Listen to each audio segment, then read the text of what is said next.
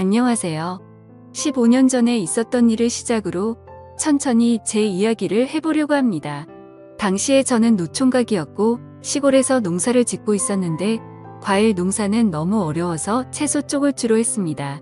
제가 주로 농사를 짓던 건 배추였는데 배추 가격이 지금처럼 비싸지 않아서 그때 당시만 하더라도 그렇게 큰 돈을 벌 수는 없었습니다. 그래도 땅이 넓어서 나름대로 먹고 살만한 수준으로는 농사가 잘 됐던 것 같아요. 가지고 있는 땅이 워낙에 넓은 편이다 보니 이 모든 걸 혼자 하기가 당시에는 상당히 벅찼습니다. 그래서 안 되겠다 싶어서 마을 사람들에게 서로 품앗이를 하며 부탁을 하려고 했는데 마을 사람들조차도 서로 자신의 농사일이 바쁜 터라 그마저도 어려운 상황이었죠. 그래서 저는 어쩔 수 없이 일당을 주고 일하는 사람을 고용하기로 마음먹었습니다. 그래서 고용업소에 전화해서 일주일 정도 사람이 필요한데 사람 한 명만 보내줄 수 있냐고 물어보니까 농사 쪽은 남자들이 안 가려고 한다면서 아줌마 한 명을 보내준다고 하더라고요. 일당도 비싸게 줘야 하던데 아줌마들도 일을 잘하냐고 물어보니까 걱정하지 말라고 말하며 또뜰한 사람으로 보내줄 테니까 일당이나 두둑하게 챙겨달라고 말하더군요. 그래서 그날 바로 수확을 도와주러 아줌마 한 명이 왔고 그 아줌마는 오자마자 통통하게 익은 배추들을 보면서 배추들이 정말 탱탱하게 잘 익었다면서 속이 꽉 차서 맛있을 것 같다는 말을 하더라고요.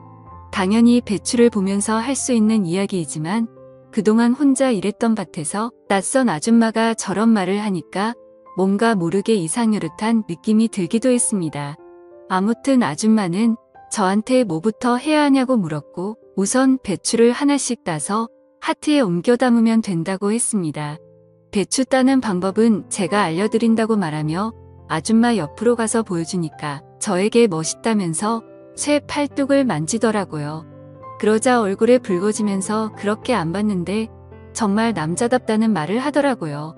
하라는 일은 안 하고 이상한 분위기를 만드는 아줌마를 보면서 괜히 저까지 수줍고 어색함이 느껴졌습니다. 아무튼 그렇게 배추밭에서의 일이 본격적으로 시작됐고 아줌마는 배추를 하나하나 정성스럽게 잘 따냈습니다.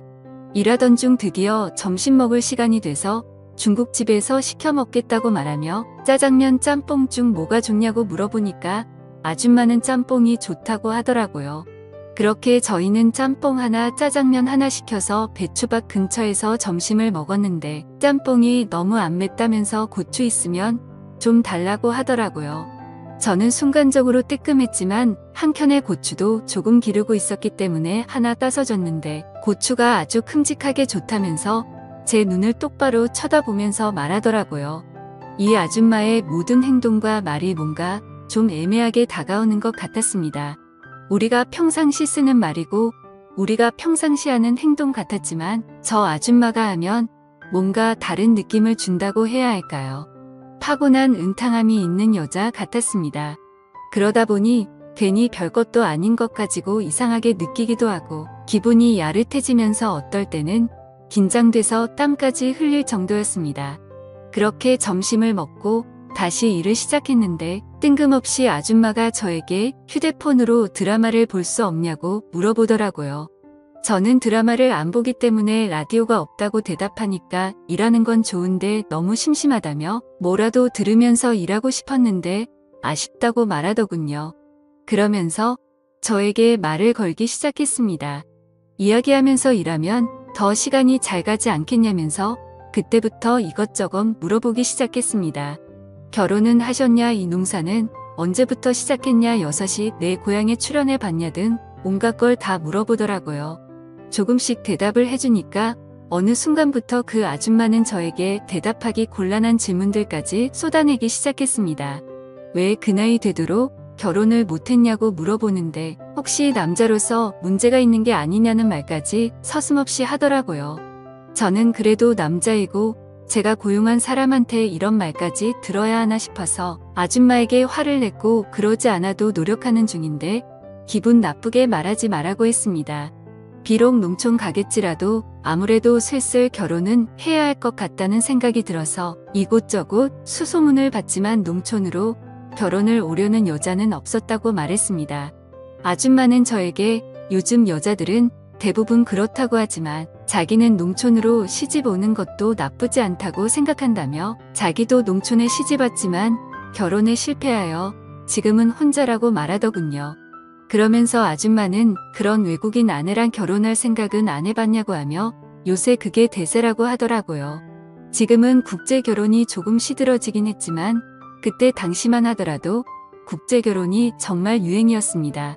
많은 농촌 남자들이 외국인 아내를 만난다고 말하길래 나는 아줌마에게 그러지 않아도 나도 외국인 아내라도 맞이해볼까 해서 국제 결혼에서 주관하는 베트남으로 잠시 떠난 적이 있었다고 말했습니다.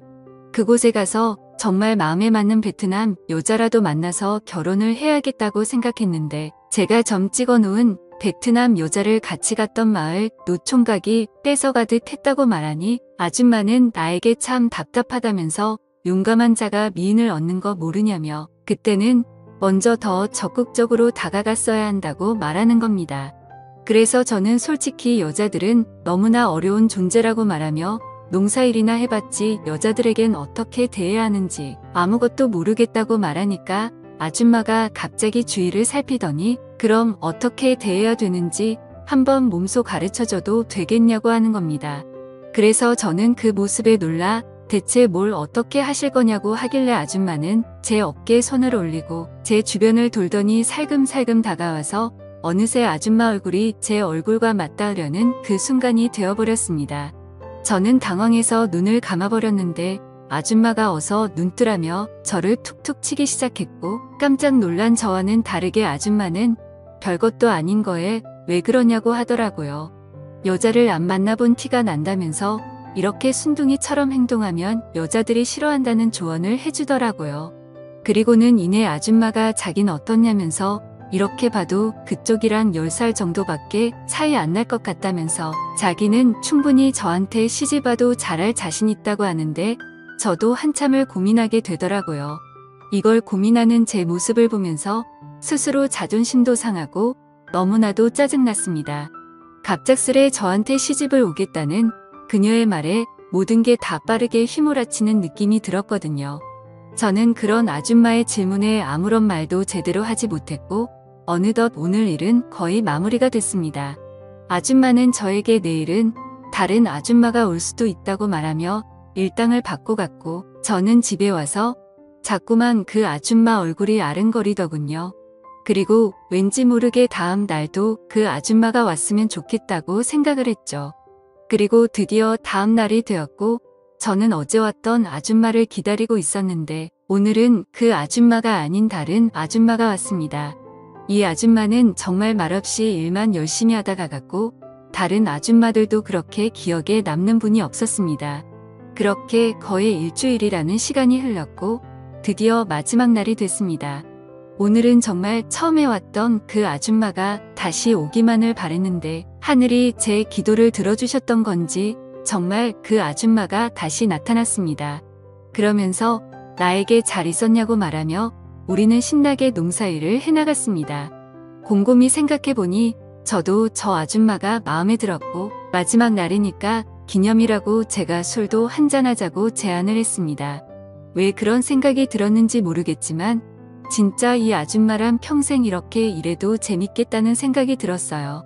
일을 마무리하고는 저희 지평상에 앉아서 그 아줌마와 함께 술을 마시게 되었고 술을 먹고는 결국 실수를 저지르고 말았습니다. 다음날 이른 아침에 저희 집에 놀러온 옆집 부부가 저의 잠을 깨우더니 같이 한 방에서 자고 있던 아줌마도 부스스한 상태로 따라 나온 것이었습니다. 그러면서 도대체 이른 아침부터 누구냐고 하길래 저는 너무나 당황스러워 아무 말도 못하고 있으니 쥐도 새도 모르게 장가간 거 아니냐면서 그것도 아니면 숨겨둔 마누라가 있었냐고 말하는 겁니다. 저는 옆집 부부에게 그런 게 아니라고 해명했지만 그 나이 될 때까지 결혼 안 하고 산 이유가 이거냐고 말하더라고요. 저는 도대체 무슨 소리를 하냐면서 그런 거 아니라고 끝까지 오해라고 했지만 아니긴 뭐가 아니냐며 우리 마을 신문에 대문짝으로 나올 만한 이야기라고 하면서 깜짝 놀랐다고 하고는 돌아갔습니다. 그 뒤로 그 소문은 온 마을 사람들 귀에 다 들어가게 되었고 저는 그 아줌마에게 마음도 있겠다 소문도 다 퍼졌겠다. 그리하여 그 아줌마랑 미래를 약속하게 되는 지경까지 이르게 됐죠. 사실 점점 그녀와 저는 성격도 생각도 잘 맞았거든요. 우리는 연상 연하 커플이지만 일을 할 때도 손발이 잘 맞고 모든 게 다 잘 맞았습니다. 이 이야기가 벌써 15년 전 이야기이고 우리 부부에게 태어난 첫째 아이가 벌써 중학생이 됐으니까 세상 돌아가는 것 참 빠르다고 생각합니다. 그리고 이렇게 배추 농사를 지으면서 평생 혼자 살 것만 같았고 그리고 내 짝은 없을 것 같아서 멀리 베트남까지 떠났던 적도 있었지만 역시나 옛말 그대로 집신도 짝이 있다고 하더니 만 저에게도 짝은 있었고 그 짝은 마치 저에게 우연처럼 다가오더라고요. 비록 나이 차이는 좀 나지만 그래도 워낙에 성격도 좋고 착해서 나이는 숫자에 불과하다는 생각이 많이 나고요. 뿐만 아니라 아직까지도 우리 부부는 금술 하나는 최고라고 생각합니다. 감사합니다.